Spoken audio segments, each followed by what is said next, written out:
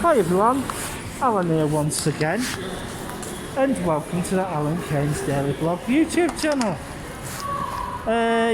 I've just come out at now. Just did a little bit of shopping and all that. I just hope everybody's having a good day and a good time. Me, I'm just floating around Blackburn. It's a lot busier than what it were yesterday, with it being Sunday yesterday. I just hope everybody's okay. Massive shout out to everybody who's subscribed. PT Blogs Blackpool, he was one of the new subscribers. A big massive shout out to Colin.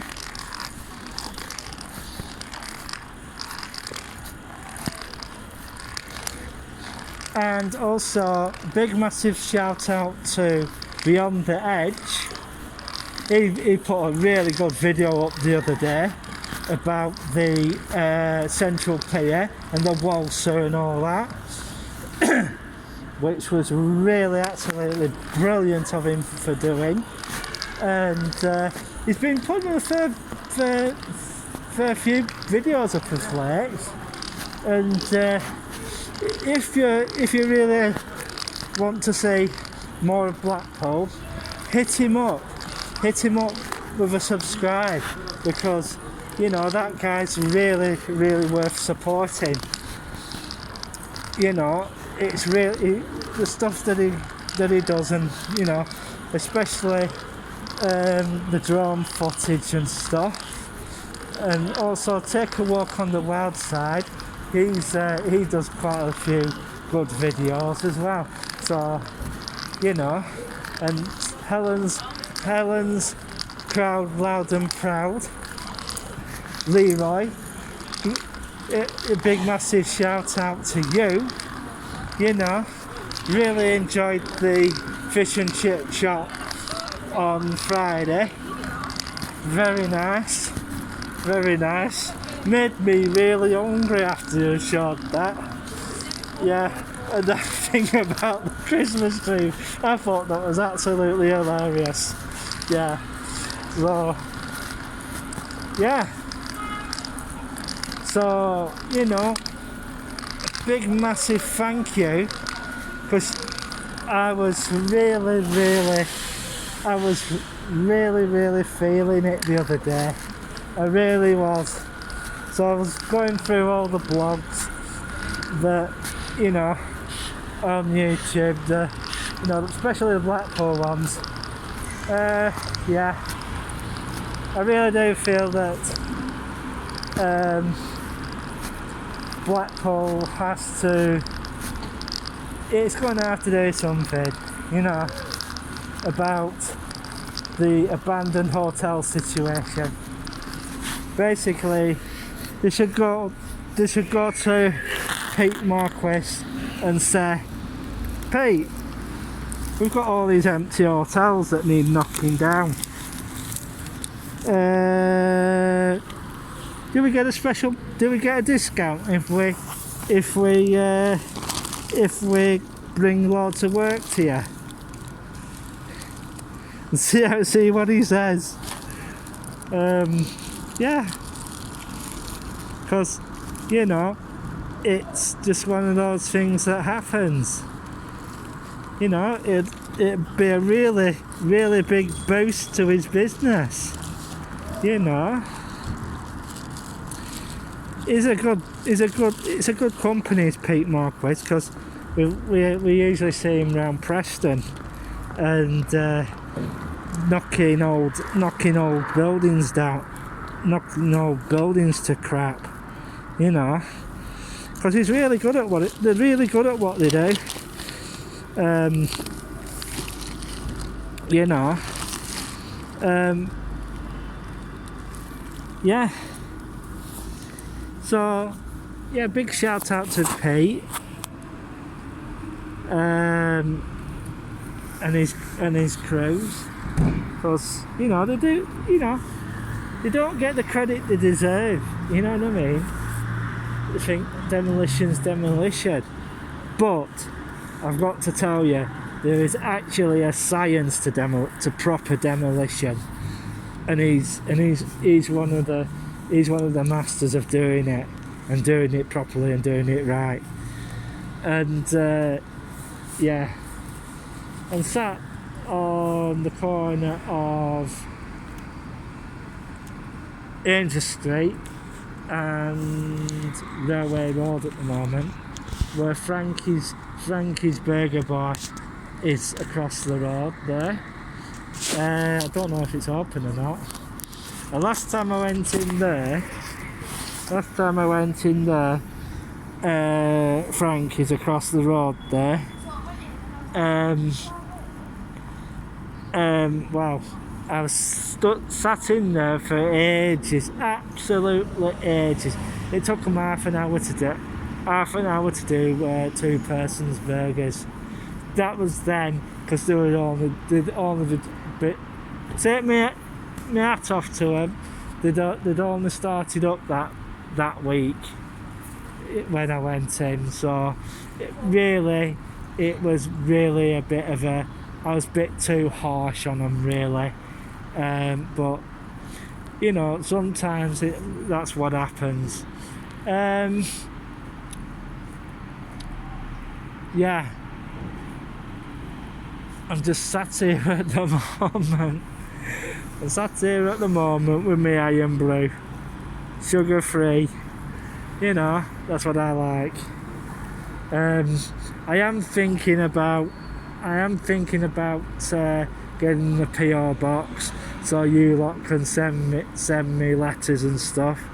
But you know, I'll get somebody to read them to me and all that, so you can send me rubbish through post.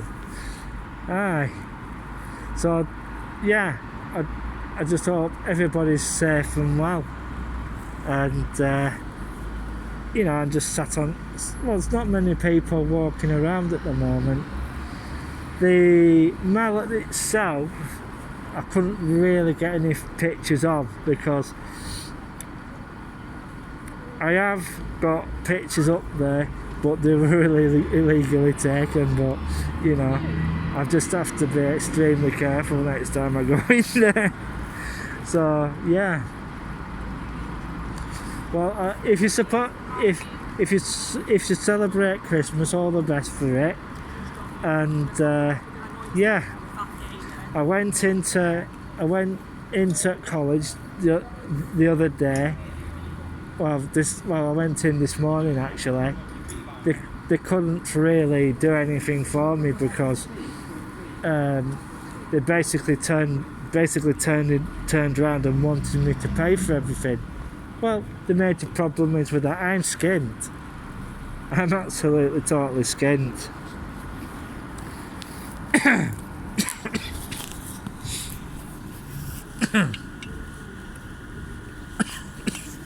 One minute, I'll just have a drink. I haven't even opened this can yet. Yeah.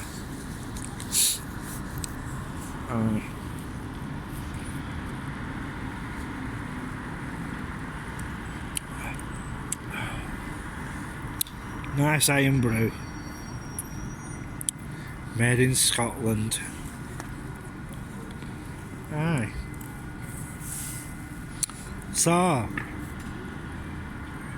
if you've got anything to say, any comments, put them in the comment section below.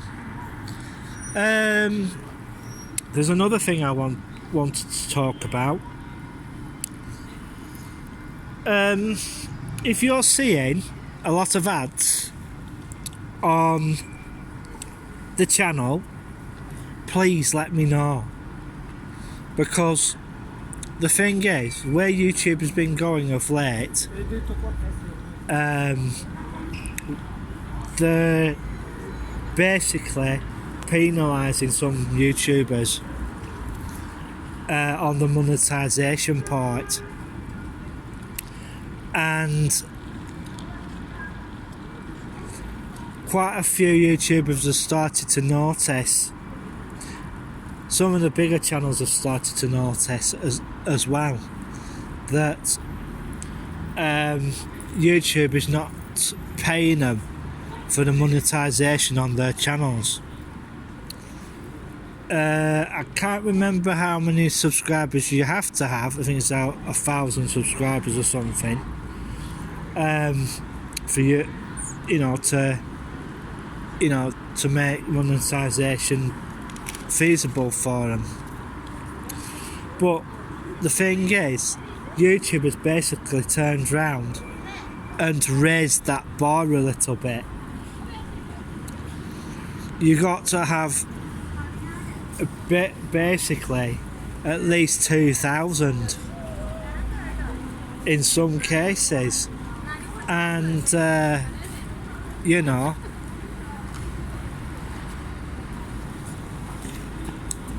you have to have at least 2,000 subs in some cases to start getting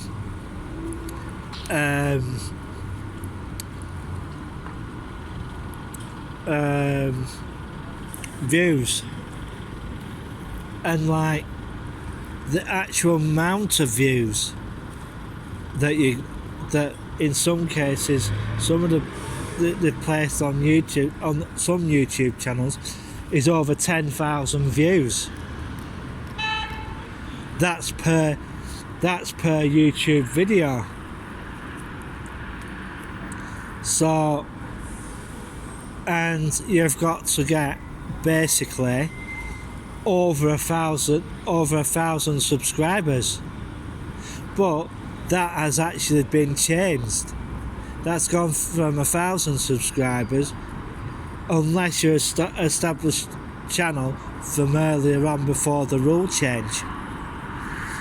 You know, you've got to go, in some cases, you've got to go to 2,000 subs, you know, before you can actually do a live. And a lot of the bigger channels have noticed a revenue hit, and it's, to be truthful, it's not good. And it can hit your revenue stream pretty hard. Like a lot of YouTube channels have basically had to introduce memberships so that they get extra so that the channel members get extra content. Some have had to do PayPal to their string. Some have had to do Patreon. Some have gone and done Coffee. Coffee is an app so that you can buy coffee. Yeah, for the YouTuber to buy coffee. And lots of people have noticed those types of things are coming more and more and more common. Because if you can pay super chats as well. But the major problem is with super chats is that Google takes 30% of your super chat that's been sent to the creator. And at the end of the day, like say a subscriber sends you $100, right? You only get 70. You don't get the full amount, do you? You only get $70 for that, because the reason why that is because for every super chat that there is, Google collects 30% of that. And if you're an even bigger channel, they've in times known to take more. You know, I've heard some of the very biggest channels that they take 60%, which is quite horrendous, really, because that's some of the revenue go down the toilet there. So, you know, so be aware of it, folks. Being a YouTuber is not what it's cracked up to be. Not at all. In a lot of cases, it can be bloody hard work, because you've got to edit, but I don't edit. I just give it you raw as it is, you know. And that's why sometimes the picture's all over the place, you know. But some people like it like that. Some people don't, you know. And you've got to really, really push hard at it, you know, to actually make any money.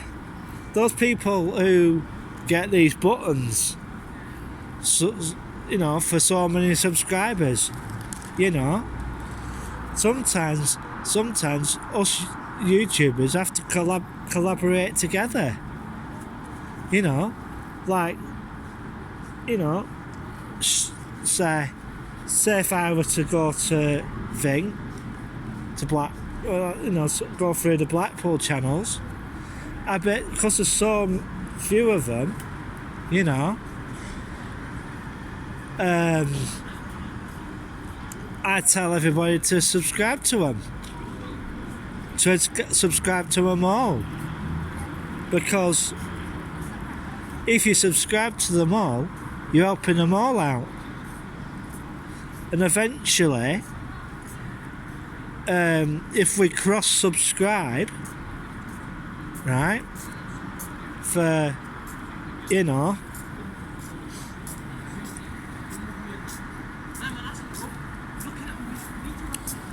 for getting everybody subscribes up, you know, well, we can be helping each other out, and we all win in end. But when it comes to the algorithm and everything, and your revenue and your YouTube revenue, it's a whole different kettle of fish now. You have to do twice as much work for monetization of your channel. You really do. I've got over 9,000 views on my channel. I'd like it to be more, and I'd like everybody to like and subscribe, because no matter what you do, if you give it a thumbs up or if you give it a thumbs down, you are contributing to the algorithm of YouTube. You know, either way of those two, doing those two things tells YouTube that you've watched the video, you know. And yeah, at the end of the day, it's what you call a numbers game, an absolute numbers game. Like, say if I turn around and subscribe to every single thing, it'll only go up by 1 point for each one of us. So we'll see what happens. Because I subscribe to, what was it? A blog called Travelling with Bruce. That's about cruise ships. Because my friends work on cruise ships, and I'd like to know what's going on. I've got also some Las Vegas subscriptions because I like to see what's going on there. Because some of the companies over there, some of the casino companies, have interests here. And basically, what they carry out doing over there sometimes rubs off over here. I don't know what Coral Island's doing, but I've been hearing that start of the season, some bloggers went into Coral Island and they were doing a slot pull, and the management came down to them and said, "I'm sorry, but you know, you can't film in here anymore." And he says, "Well, we're doing a slot pull." It says, "Oh, right. You have to let us know if you're doing a slot pull, in our on our premises now, because what is happening is that some arcades are getting polled, and the reason why they're getting polled is because of social distancing rules.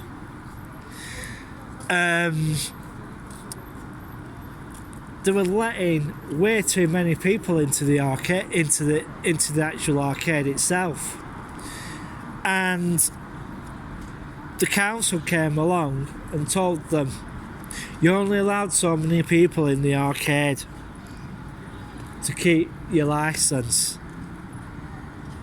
And they said, "Oh, alright, okay then." And that's the reason why the bloggers were asked to leave. Because they don't like the authorities knowing what they're up to. And it's same with the pier arcades. I don't know if they're going to enforce this rule amongst the arcades in Blackpool, but we'll just have to wait and see. See how many bloggers get kicked out of amusement arcades for doing a blog there.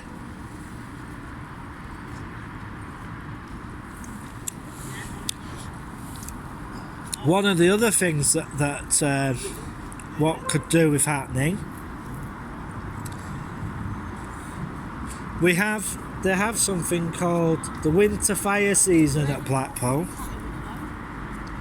The reason why they have a winter fire season at Blackpool is because there are so many empty hotels, and Blackpool Council are sitting on their arses, basically going round and boarding these hotels up, right? Boarding these hotels up and not really doing a land registry search to find out who owns these places. And if they did, they could chase these landlords up on owners, you know, say to them, "Well, why have you left this hotel like it is? And what are you going to do with it? Because if you don't, we're gonna send in the bulldozers, bulldoze it, and charge you for it, and see what sort of thing, how that goes down." But the major thing about Blackpool,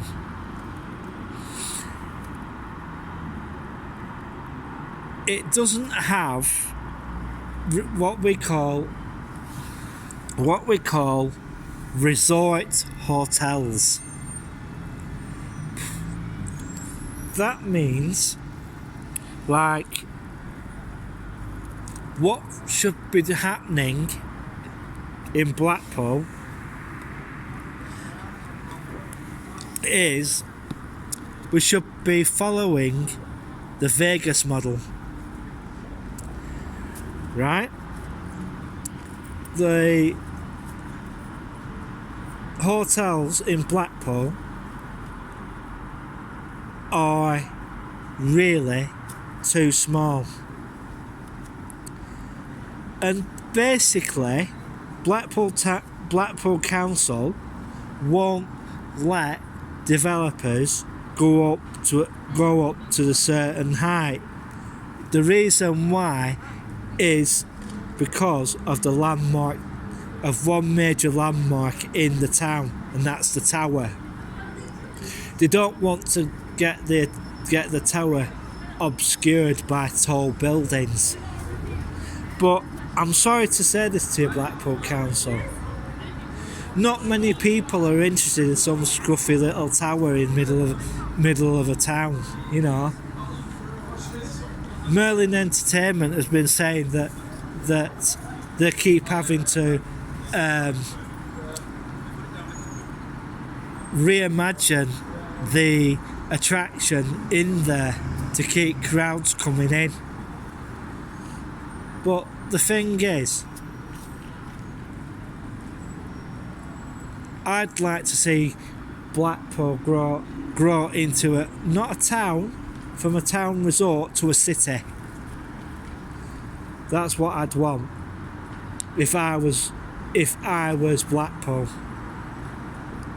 because a lot of things come with city status, and that means extra revenue, because cities get more revenue than what towns do in a lot of cases. So wakey Blackpool, get rid of your scratty scruffy hotels. Get rid of your scratty hotels, because people won't want to come to Blackpool, especially the back streets of Blackpool. I've seen some of the videos on YouTube. If you look on YouTube and have a look at some of the videos on there, right? No wonder people don't want to come to your town as a holiday there, because you're going to have to clean the place up. Half of Blackpool needs bulldozing. It really does. And one of the biggest mistakes that you did is you took the Leighton tower blocks down. Big mistake. Matter of fact, that's what you should have kept up. It's most of these scratty, dirty B&Bs, and you can find it all over YouTube. You don't have to look hard. And yeah, pull your socks up, Blackpool Council, and get something done about your resort. It's scruffy. And another thing you could do, Blackpool Council, stand on, put your foot down about Coral Island, because I'll tell you the truth, it's a eyesore, and so's majority of Blackpool. This is the reason why you're not getting that many visitors, and that's why your visitor numbers are down. The Central Pier, fine. South Pier, fine. But North Pier, I'm sorry to say, across the road from the town hall, is a bit of a shithole, really. The toilets are absolutely terrible on it. So, it needs doing up inside, and it's a mess. Well, I'm going to bugger off now, because it's getting a little bit cold sat here, and people walking past wondering, oh, why's that guy talking to himself? Well, I'm going to say bye for now. 3, 2, 1, click. Bye for now.